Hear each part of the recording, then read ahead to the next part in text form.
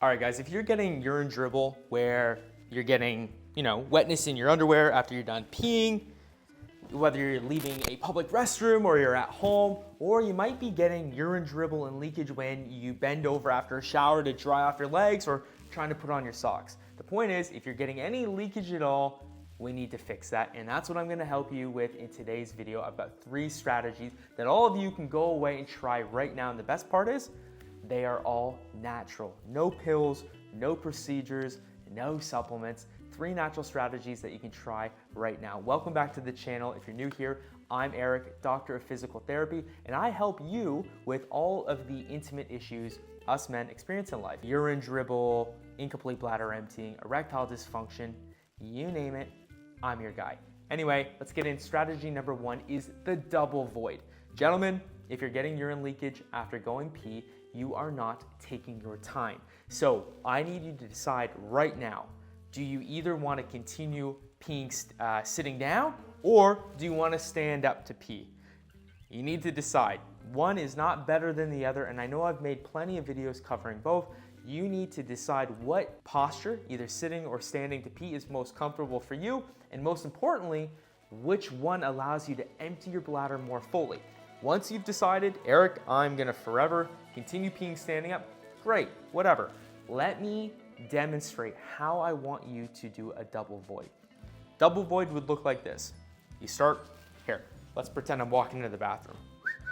Imagine I'm sitting down to pee, okay? I prefer sitting. So I'm gonna sit down and I'm going to sit up tall and I'm going to try to empty my bladder 100% just naturally. So allowing all that urine out of my bladder into the toilet. So I'm peeing until that I think that I've stopped. I'll give it a quick wiggle so that I don't get any urine dribble with the next part.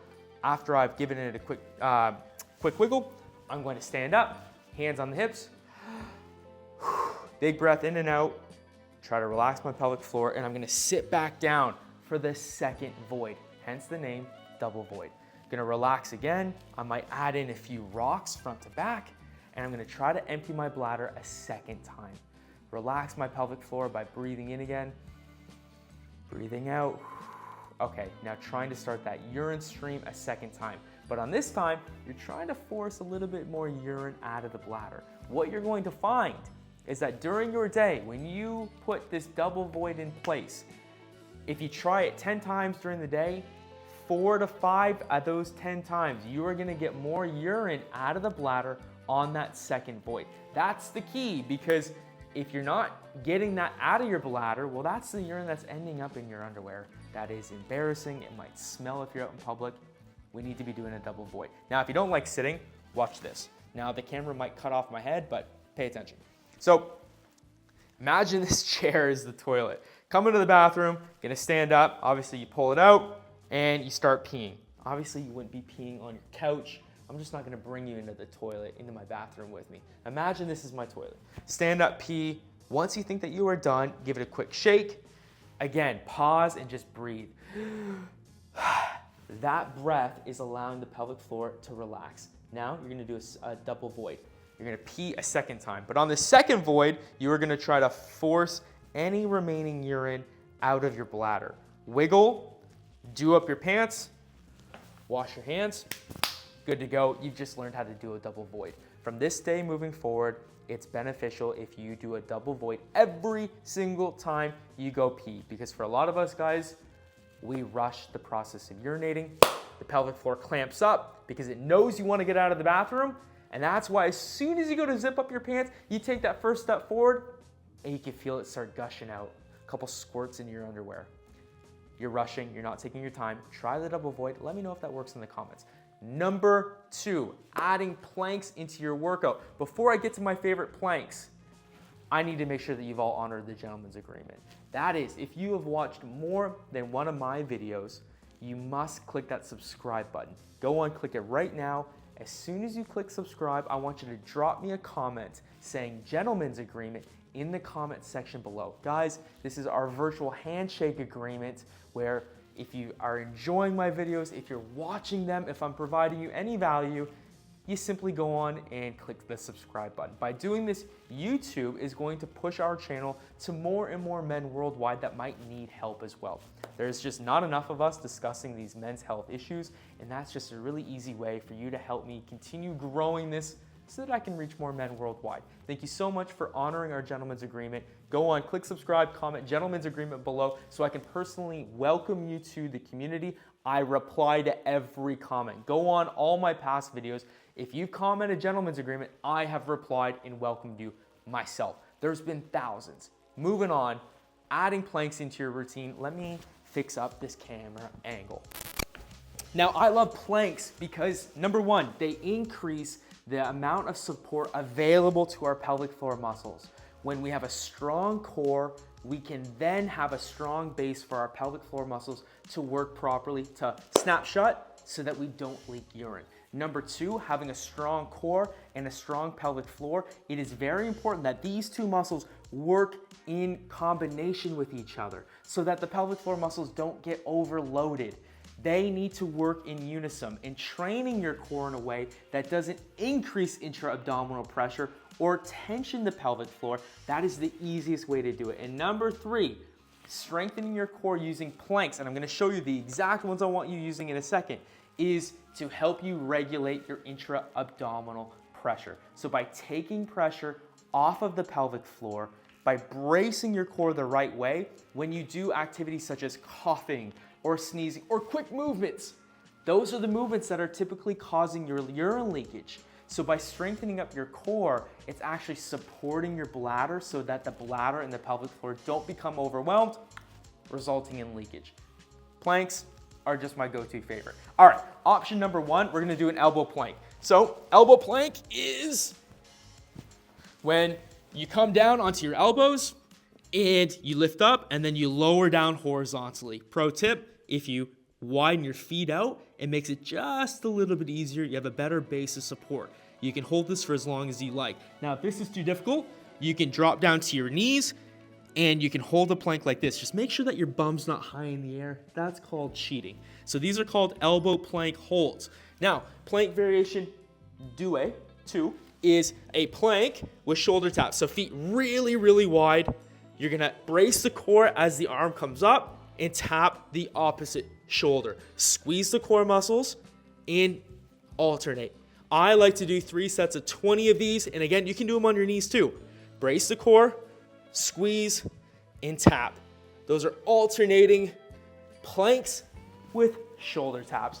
Variation number 3, we've got plank side to side rocks.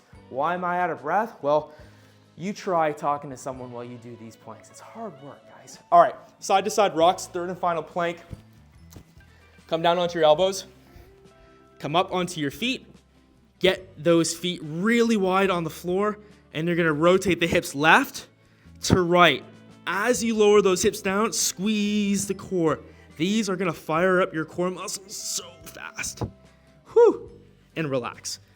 Now, if you haven't trained your core in a while, you're gonna wanna start very slowly, minimal reps, and slowly build up. But what I like to do is I will add in core exercises into 3 of my exercise days per week. I'll do 3 rounds, try to do around 20 reps of each. Now the elbow hold, I like to hold for more than 30 seconds, but give it a try. If I were you, I would try scrapping the other core exercises that you're doing, or maybe you're not doing any at all. I like to start with planks as the best way to strengthen our core without further fatiguing our pelvic floor. All right, the third and final strategy to help you fix urine dribble, urine leakage for good so that you don't have any more of those annoying accidents are pelvic floor stretches. Now, I have made so many videos on this in the past, so this is not going to be an in-depth tutorial, but a stretch is stretching all the muscles that surround your pelvic floor. All of those muscles that attach into your pelvis, your groin muscles, your hip flexors, your quads, hamstrings, glutes, those are the muscles that we want to target, because if you sit for an office job or if you're driving trucks or driving cars, those muscles are going to get so tight during your day. And when they get tight, that means that they're also fatigued. So those muscles, your fatigued pelvic floor muscles, they no longer have the capacity or the capability to hold your bladder when you cough, when you sneeze, when you go to zip up your pants and leave the bathroom, contributing to the problem, contributing to the leak. So I like to do my pelvic floor stretches every single night as a nice way to kind of wind down into the evening. A really easy one that you can start with is called the knees to chest. So lie back. You don't have to do this one on the floor. You can do it on your nice comfy bed. Why not? So you're gonna bring your knees up, you're gonna spread those knees wide, and you're gonna pull them up to your chest, and you're gonna hold this for 40 seconds. Now you shouldn't feel any pain. It should be a really nice stretch in the groin, and then you're gonna come down after 40 seconds, and then you might do that one a second time. Now, the second and final stretch I'm gonna take you through is the happy baby. Take this one slow. It might not be appropriate for everyone because it's quite challenging, but this is the home run to get into those muscles. Happy baby looks like this, okay? Excuse the close-up on my groin. On your back, feet up to the ceiling, reach through the legs, grab on the outside of your feet, spread those feet wide, and you're gonna hold.